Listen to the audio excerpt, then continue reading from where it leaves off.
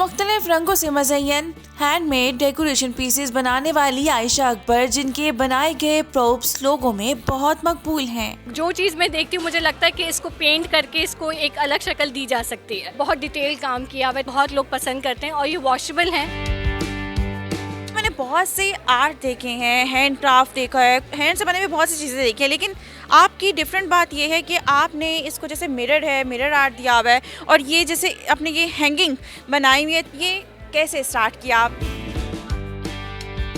जी, ये 4 साल पहले की बात है, कोविड के दिनों में, जब आपको पता है कि हर कोई सिर्फ घर तक महदूद हो गया था और कहीं आप कोई एक्टिविटी नहीं रही थी, तो फिर मैंने तब अपना आर्ट स्टार्ट किया और अब 4 साल हो गए हैं और अब 4 सालों में मैंने ख़ुद भी बहुत कुछ सीखा है और अब इस तरह हो गया कि जो चीज़ मैं देखती हूँ मुझे लगता है कि इसको पेंट करके इसको एक अलग शक्ल दी जा सकती है। कौन सा पेंट यूज़ करती हैं और कितने दिन में ये बन जाता है? देखिए जी, पेंट्स तो डिफरेंट मीडियम यूज़ करती हूँ, एक्रेलिक्स भी यूज़ करती हूँ, इंक्स भी यूज़ करती हूँ। हर चीज़ को बहुत मैंने प्यार से और बहुत डिटेल काम किया हुआ है, तो टाइम टेकिंग तो ये है।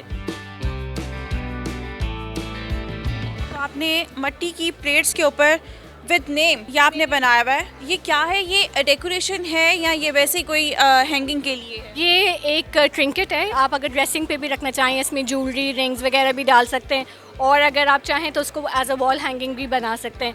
और मेरे ब्रांड का नाम आर्टिशा है।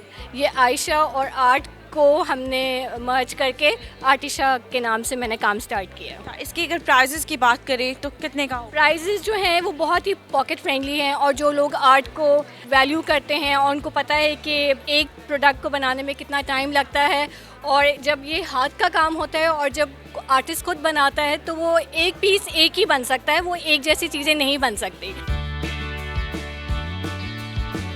इसके बारे में थोड़ा सा बताइएगा। ये आपने जो हैंगिंग बनाई हुई है, छोटी छोटी मिट्टी के ये पॉट्स हैं इतने खूबसूरत से, और ये प्लेट्स हैं जो कि इन्होंने जिस तरह से भी असेंबल किया है, इसके बारे में थोड़ा सा बताएं कितना टाइम लगा और बीड्स के साथ, डोरी के साथ इसको किस तरह से डिज़ाइन किया है? बस टाइम तो लगता है किसी चीज़ में, जैसे आप कोई काम करते हैं तो उसमें फिर आपको खुद ही आइडियाज़ भी आना शुरू हो जाते हैं, फिर आपको दिल करता है कि अब ये कर लिया, इसके बाद कुछ और नया लाना चाहिए।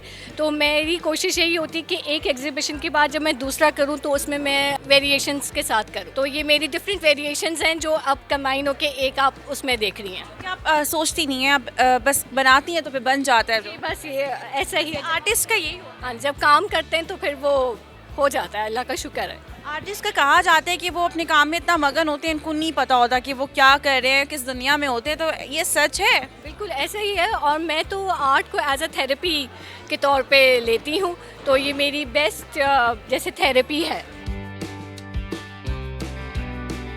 तो ये आपने प्रॉपर कहीं से सीखा था या खुद से स्टार्ट किया? नहीं, ये मैंने खुद से स्टार्ट किया जी।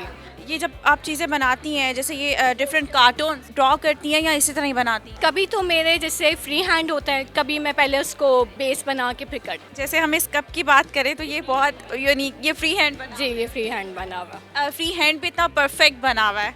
Thank you. खाना बनाने का जिसका नहीं भी दिल चाहेगा ना, वो भी खाना बनाएगा।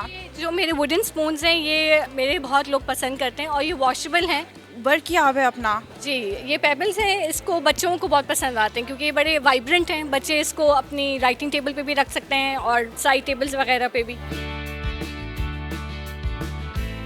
आयशा, मुझे ये बताइएगा, कुछ स्टूडेंट्स होते हैं जो ये काम करना चाहते हैं, सीखना चाहते हैं और ऐसा बिज़नेस करना चाहते हैं, ये अच्छा चलता है बिज़नेस, अच्छी अर्निंग हो जाती है? जी बिल्कुल, क्यों नहीं हो सकती, बिल्कुल। आप मैं ये कहती हूँ कि जिसको जिस चीज़ का शौक़ है ना और जिसमें उसको इंटरेस्ट है, उस चीज़ को उसको ज़रूर परस्यू करना चाहिए। उसी में फिर वो आगे ग्रो भी करता है और उसके लिए चीज़ें तभी आसान होती हैं जब वो अपनी एफ़र्ट और मेहनत करता है। इन्वेस्टमेंट कितनी लगती है अगर कोई स्टार्ट करना चाहे? क्योंकि मुझे लगता है कि हर किसी को कहीं ना कहीं ये वाला आर्ट तो हर किसी में है। इन्वेस्टमेंट तो ये है कि फिर आप प्रोडक्ट को उसकी क्वालिटी वाइज देखें। थोड़े से जैसे लो बजट में भी पेंट्स आते हैं, एक्सपेंसिव भी आते हैं, इसी तरह मार्कर्स भी आते हैं। फिर उनकी ये होता है कि वो कब तक उनके कलर्स फेड ना हो, तो वो आप अपने पॉकेट के हिसाब से पहले लो बजट से स्टार्ट करें, उसको फिर आहिस्ता आहिस्ता आप उसको अच्छे तक लेके जा सकते हैं।